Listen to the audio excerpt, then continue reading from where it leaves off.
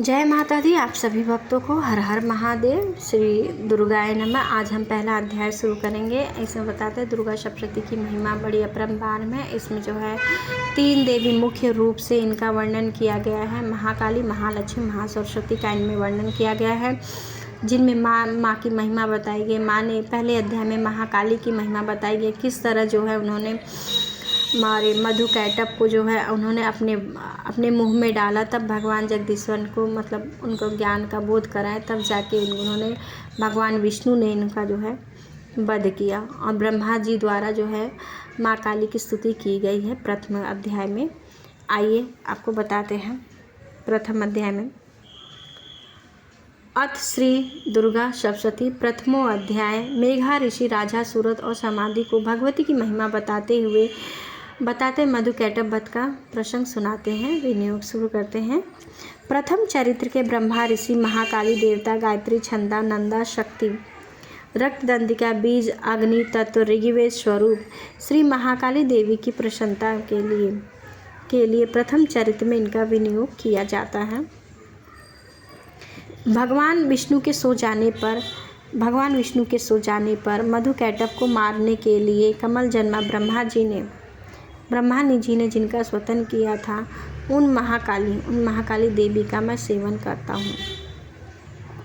वे अपने 10 हाथों में खड्ग, चक्र, गदा, बाण, धनुष, परिधि, शूल और भुसुंडी, मस्तक और शंख धारण करती हैं। उनके 3 नेत्र हैं। वे समस्त अंगों में दिव्य आभूषण से भूषित हैं। उनके शरीर की क्रांति नीलमणि के समान है। वे 10 मुख और 10 पैरों से युक्त हैं। 10 पैरों से युक्त मार्कंडेय जी कहते हुए, सूर्य के पुत्र सांडवी जो 8वें मनु कहलाते हैं, उत्पत्ति विस्तार से कहता हूँ, सुनो। सूर्य कुमार महाभाग सार्वड़ी भगवती महामाया के अनुग्रह से जिस प्रकार मनवंतर के स्वामी हुए वह भी प्रसंग में सुनाता है। पूर्व काल की बात है। सरोचिस में मनवंतर में सूरत नाम के राजा थे, जो चैत्र वंश में उत्पन्न हुए थे। उनका समस्त भूमंडल पर अधिकार था। वे प्रजा का औरस पुत्रों की भांति धर्मपूर्वक पालन करते थे। तो भी उनके उस समय कोल विंध्यवंशी नामे उनके क्षत्रिय उनके शत्रु हो गए। राजा सूरत की दंड नीति बड़ी प्रबल थी। उनका शत्रुओं के साथ घोर संग्राम हुआ। यद्यपि कोल विंध्यवंशी संख्या में कम थे, तो भी राजा सूरत उनसे युद्ध में परास्त हो गए। तब वे अपनी युद्ध भूमि को, अपने नगर को लौट कर आए और केवल अपने देश के ही राजा होकर रहने लगे। समुचित पृथ्वी से अब उनका अधिकार जा रहा था, किंतु वहाँ भी उन प्रबल शत्रुओं ने उस समय उस महाराज पर, उस राजा सूरत पर आक्रमण कर दिया। राजा का बल क्षीण हो चुका था, इसलिए उनके दुष्ट बलवान एवं दुरात्मा मंत्रियों ने वहाँ उनकी राजधानी में भी राजकीय सेना और खजानों को हथिया लिया था।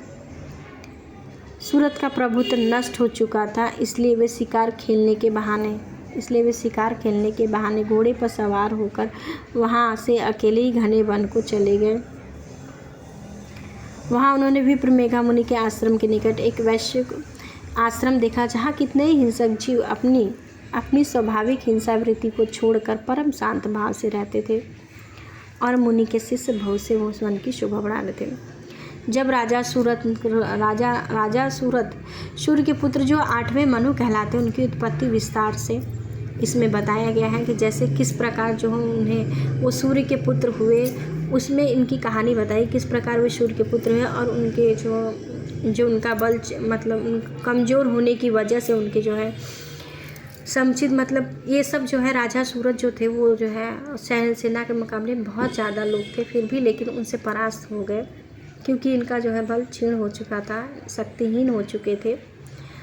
तब इन्होंने जब इनका बल क्षीण होने की वजह से वहाँ परास्त हो गए। सिर्फ अपने देश के राजा, पहले इनका समुचित पृथ्वी पर इनका अधिकार था, फिर अपने देश के मतलब राजा, अपने ही नगर के राजा होने लगे। फिर वहाँ भी उनके जो मंत्री लोग थे वो भी सब समझे कि राजा का बल क्षीण हो चुका है, अब राजा शक्तिहीन हो चुका, अब हम ले सकते हैं, राज्यपाट ले सकते हैं, इसलिए उन लोगों ने भी इनको हथिया लिया। तब जब राजा को लगा मैं यहाँ पे असुरक्षित हूँ, तो वह अकेले ही वन को निकल गए और वहाँ उन्हें एक मुनि का आश्रम मिला, जहाँ उन्हें लगा कि मैं यहाँ सुरक्षित हूँ और यहाँ मैं अगर रहूँगा तो फिर मेरे को कोई खतरा नहीं होगा।